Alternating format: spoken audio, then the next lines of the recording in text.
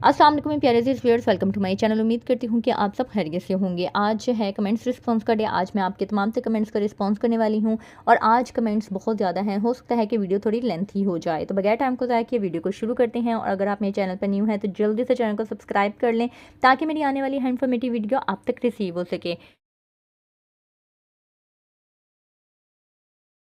आज से 40-50 साल पहले जब बैंक में कंप्यूटर सिस्टम नहीं होता था, रजिस्टर पर कस्टमर के नाम, अकाउंट बैलेंस होता था, कुछ गुम हो जाता तो वो क्या हिसाब किताब होता था। देखिए, मैं इतनी पुरानी तो हूँ नहीं, आई डोंट नो कि क्या हिसाब किताब होता था, लेकिन हमारे जो सीनियर्स थे वो ये बताते थे कि बहुत बड़े बड़े रजिस्टर्स होते थे, उनके ऊपर लेजर बनाया जाता था और सारी जो है वो पेन से मैनुअली एंट्रीज की जाती थी और जो अकाउंट है वो भी सारा कुछ हिसाब किताब मैनुअली रखा जाता था। तो उनके हिसाब किताब को ज़ाहिरी बात है कि रखना बहुत मुश्किल था, लेकिन अब तो टेक्नोलॉजीज़ आ गई हैं और अब रखना जो है वो आसान हो गया है। नेक्स्ट है जी, अस्सलाम वालेकुम। वालेकुम अस्सलाम। मैम, कौन से बैंक हर महीने मुनाफा दे रहे हैं? काफ़ी बैंकों ने जो महीना मुनाफा दे रहे थे अकाउंट 6 महीनों बाद देने का बोल दिया है। प्रॉफिट यूबीएल आपने सेविंग अकाउंट वीडियो बनाई थी, वो भी 6 महीने के बाद प्रॉफिट दे रहा है। हम कौन से बैंक में अकाउंट खोलें जो महीने की बेस पर प्रॉफिट दे रहा हो? ये ना, आप अकाउंट खुलवाने से पहले एक दफ़ा कंफर्म कर लें, क्योंकि अभी जो है मोस्टली बैंक्स में एंटिटीज़ को तो मिलता ही अब बाय एनुअली बेसिस पे है, यानी कि अगर आप बिजनेस नेम से अकाउंट ओपन करवाते हैं तो उनको 6 महीने के बाद मुनाफा मिलेगा। लेकिन अगर आप इंडिविजुअली अकाउंट ओपन करवा रहे हैं तो एचबीएल में तो 6 महीने के बाद हो गया है, यूबीएल में अभी नहीं हुआ है। बाकी आप जब भी अकाउंट ओपन करवाएं उनसे कंफर्म कर लें कि कोई ऐसा अकाउंट है जिसमें मुझे मंथली बेसिस पे प्रॉफिट मिले, ताकि वो आपको कंफर्म कर दें और आप उसी के अकॉर्डिंगली ही अकाउंट ओपन करवाएं। नेक्स्ट है जी, अस्सलाम वालेकुम। वालेकुम अस्सलाम। मैम, मेरा मिज़ान बैंक में अकाउंट है, क्या मैं अपना मिज़ान बैंक का अकाउंट अपनी ब्रांच जाकर बंद करवा दूँ और फिर किसी दूसरी ब्रांच मिज़ान बैंक की जो मेरे घर से नज़दीक हो जाकर न्यू अकाउंट खोल लूँ? क्या ऐसा मुमकिन है? क्योंकि मेरा घर शिफ्ट हो गया है, ब्रांच चेंज करना चाहता हूँ लेकिन बैंक वाले ब्रांच चेंज नहीं कर रहे। प्लीज़ अच्छी तरह गाइड कर दें। तो आप लाजमी नहीं है कि अगर आपका आसान अकाउंट नहीं है, अगर आपका आसान अकाउंट है तो पहले आपको वो बंद करवाना होगा। अगर आपका आसान अकाउंट के अलावा कोई अकाउंट उधर ओपन हुआ है और वो बंद नहीं कर रहे हैं तो कोई ऐसा मसला नहीं है। आप दूसरी ब्रांच में जाके, जहाँ पे आप अकाउंट खुलवाना चाहते हैं उस ब्रांच में जाके आप अपना नया अकाउंट ओपन करवा लें, अपने सारे पैसे जो हैं अपने नए अकाउंट में ट्रांसफ़र करवा लें और वो अकाउंट, जो पिछला अकाउंट है, वो ऑटोमेटिकली 1-2 साल में खुद ही बंद हो जाएगा, ठीक है। और अगर आप बंद करवाना चाहते हैं तो नो इशू, आप बंद भी करवा सकते हैं।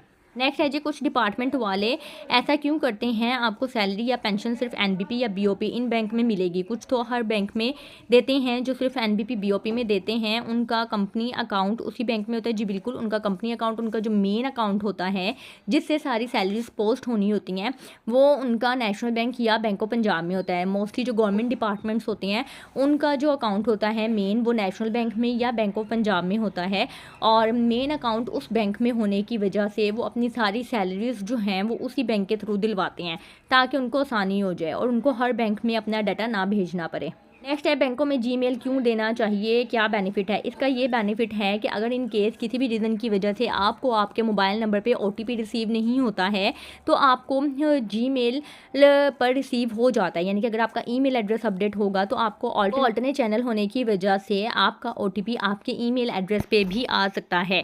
ये ज़्यादातर उन लोगों के लिए फ़ायदा देता है जो लोग अब्रॉड चले जाते हैं और वहाँ पर उनका नंबर काम नहीं कर रहा होता, बंद हो जाता है, तो फिर उनको ओटीपीज़ वगैरह जो है उनके ईमेल एड्रेस पे मिल जाते हैं और वो इजीली अपनी ट्रांजैक्शंस कर लेते हैं। नेक्स्ट है, 3 बंदों का एक जॉइंट अकाउंट हो, एक को जॉब सैलरी के लिए अपना जॉइंट अकाउंट दे, एक्सेप्ट होगा कि नहीं? जहां देना हो बैंक से अपने अकाउंट नंबर का कोई सर्टिफिकेट। अच्छा, ये मेरे ख्याल से उन्होंने कहा है कि 3 बंदों ने जॉइंट अकाउंट ओपन करवाया हुआ है, अब एक बंदे की सैलरी आती है तो वो अपना जॉइंट अकाउंट ही सैलरी मंगवाने के लिए दे सकता है अपनी ऑर्गेनाइजेशन में या नहीं? तो नहीं दे सकता। आप अपने जॉइंट अकाउंट में अपनी सैलरी नहीं मंगवा सकते। आपका अकाउंट इंडिविजुअल होगा तो आपको सैलरी रिसीव होगी। नेक्स्ट है जी, अली हसन का जल्दी नहीं करना, पूरी बात समझना। ठीक है जी, अपनी आईडी कार्ड की कॉपी कहीं देनी हो तो कॉपी पर 2 क्रॉस लाइंस लगाएं और रीज़न क्या कैसे लिखें। बैंक में देना हो तो आपने लिखना है ओनली फॉर बैंक यूज़ या बैंक यूज़ ओनली, ठीक है। आगे आपने लिखा है कि जी ब्रांच कोड या कोई हॉस्पिटल नेम, सिटी, क्या लिखें? नहीं, हॉस्पिटल वगैरह में देना हो या कुछ भी ऐसा हो तो हाँ, आप लिख सकते हैं फॉर हॉस्पिटल यूज़ या फॉर स्कूल यूज़ ओनली, ठीक है। इसके अलावा मोबाइल शॉप पर देना हो तो क्या लिखें? मोबाइल शॉप पर तो आप किसी मीन के मोबाइल की परचेजिंग के लिए कर रहे हैं तो आप ऊपर लिख दें फॉर परचेजिंग अ मोबाइल, ठीक है। इस तरह से ऊपर मेंशन कर दें रीज़न। इसके अलावा आपने लिखा है कि न्यू बाइक परचेज़ करनी हो या उसके डॉक्यूमेंट्स बनवाने हो तो आईडी कार्ड की कॉपी देनी हो तो क्या लिखें, तो आप लिख दें फॉर बाइक परचेजिंग। ठीक है, जो चीज़ आप परचेज़ कर रहे हैं उसका मेंशन कर दें कि मैं यहाँ पे दे रहा हूँ, या जिस कंपनी को आप दे रहे हैं, जिस ऑर्गेनाइजेशन को आप दे रहे हैं, आप उसका नाम भी लिख सकते हैं। लेकिन बेहतर यही है कि आप जो प्रोडक्ट परचेज़ कर रहे हैं उसके पर्पज़ के लिए दे रहे हैं तो आप उसका मेंशन कर दें कि फॉर बाइक परचेजिंग। ठीक है, कि आप बाइक परचेज़ करने के लिए इस आईडी कार्ड की कॉपी को दे रहे हैं। नेक्स्ट है जी, अस्सलाम वालेकुम मैडम। वालेकुम अस्सलाम मैडम। एमसीबी बैंक में मेरा पीएलएस अकाउंट है जो कि मैंने 2012 से ओपन करवाया था, लेकिन अब मैं एमसीबी बैंक में 365 गोल्ड अकाउंट ओपन करवा के पीएलएस सेविंग अकाउंट बंद करवाना चाहता हूँ। आपसे ये मालूमात लेनी थी कि इतने पुराने अकाउंट का मुझे कोई फ़ायदा है, अगर है तो कोई रहनुमाई फरमाएं। अकाउंट मैंने एक ही रखना है, पीएलएस सेविंग अकाउंट का मुनाफा 6 महीने बाद मिलता है, यही प्रॉब्लम है और कुछ नहीं है।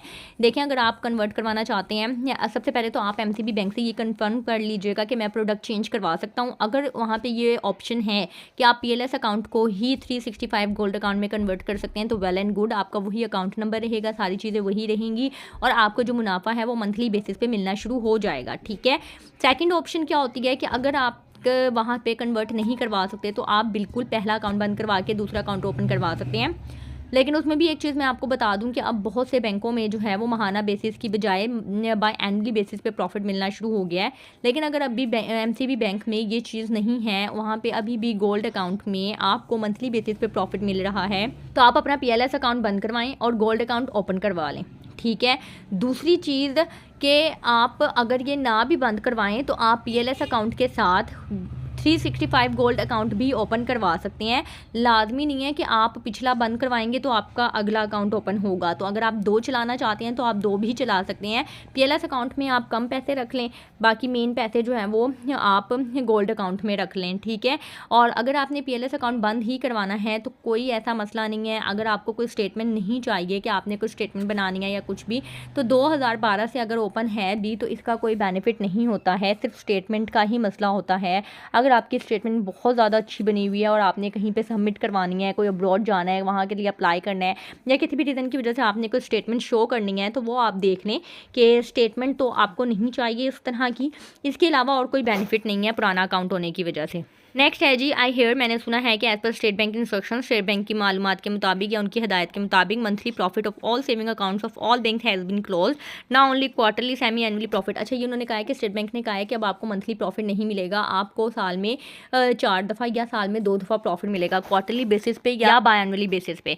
जी बिल्कुल, अभी फ़िलहाल कुछ बैंकों में ये इंप्लीमेंट हो गया है, कुछ में रह गया है। आज मैंने यूबीएल करंट अकाउंट ओपन कराया, बीएम ने अपने पास ही अपने कंप्यूटर सिस्टम से ही ओपन कर दिया और बायोमेट्रिक भी कर क्या बैंक में कोई भी अपने सिस्टम से ओपन कर सकता है या सिर्फ अकाउंट ओपनिंग ऑफिसर?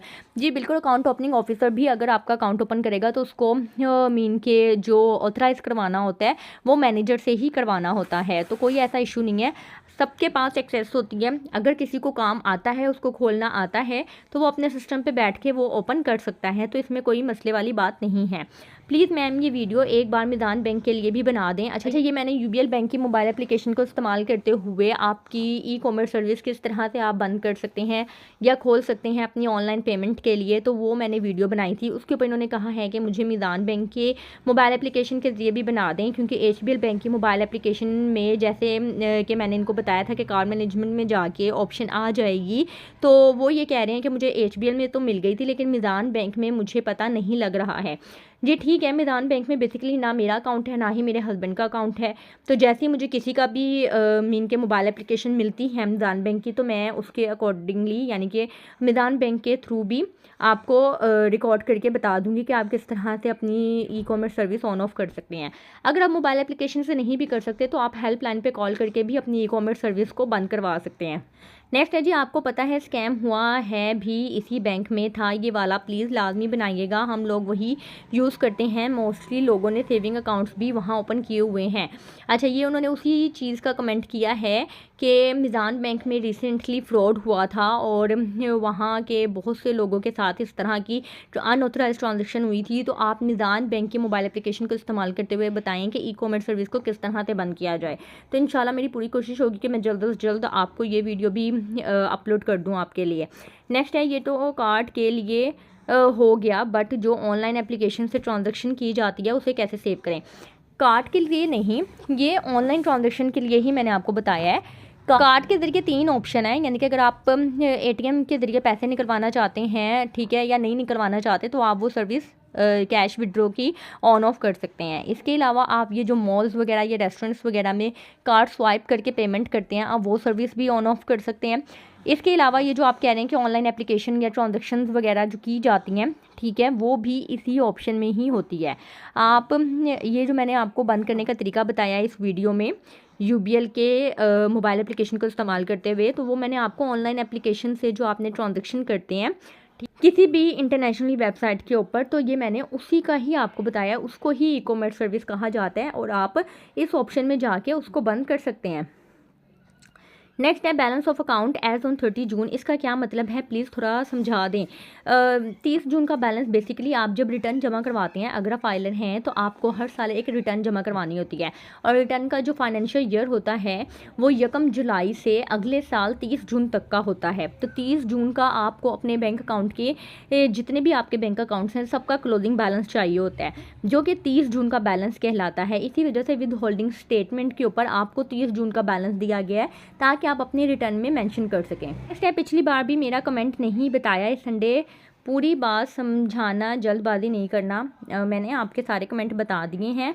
मैंने बात अभी तक पेंडिंग में रखी हुई है आपके वेट में। मेरे पास जितने कमेंट्स आए थे मैंने सब बता दिए हैं। इस बार मेरे सारे क्वेश्चन के आंसर करना, वीडियो बेशक टाइप करो या नहीं, टाइप के साथ वीडियो में लाजमी एक्सप्लेन करना, और प्लीज़ स्लो में हो, प्रॉपर बात ओपन करके एक्सप्लेन करना। ओके, मेरे पास जिसके कमेंट आए हैं मैंने सबको बता दिया। मुझे नाम याद नहीं है कि मैंने किस किस के कमेंट्स का रिस्पांस किया है। Amazing, thank you so much. अच्छा, ये थी आज की वीडियो। उम्मीद करती हूँ वीडियो आपको पसंद आई होगी। ये ऑलमोस्ट कोई आधे घंटे की वीडियो हो गई है, और सबसे ज़्यादा मेहनत मुझे कमेंट्स रिस्पॉन्स की वीडियो में होती है, क्योंकि इसकी लेंथ भी बहुत ज़्यादा होती है। इसको रिकॉर्ड करने में तकरीबन कोई 1.25 घंटा लग जाता है। इसकी एडिटिंग में मुझे 1 से 1.5 घंटा लगता है, ठीक है। उसके बाद इसकी अपलोडिंग में भी टाइम लग जाता है वीडियो लेंथी होने की वजह से। तो मैं आप सबसे यही रिक्वेस्ट करूँगी कि आप वीडियो को शेयर लाजमी कर दिया करें, मेरे चैनल को शेयर कर दिया करें, ताकि मुझे भी मेरे ये एफ़र्ट का जो है वो रिवॉर्ड मिल सके। अगर मैं आपके लिए इतनी मेहनत करती हूँ तो आप भी मेरे लिए थोड़ी मेहनत कर लिया करें। आप 10 लोग भी, अगर 10 लोगों के साथ भी मेरा चैनल शेयर कर देते हैं, और उन 10 लोगों में से कोई 5 लोग भी उस चैनल को सब्सक्राइब कर लेते हैं, तो मेरे 50 सब्सक्राइबर्स इंक्रीज़ हो जाते हैं। तो आपकी ये छोटी छोटी सी एफर्ट से मेरा फ़ायदा हो सकता है। जैसे मैं आप लोगों का फ़ायदा सोचती हूँ, आप भी मेरा फ़ायदा सोच लिया करें। तो वीडियो को यहीं पे ख़त्म करते हैं। अपना ख्याल रखिएगा, दुआ में याद रखिएगा। मुझे इजाज़त दें। अल्लाह हाफिज़।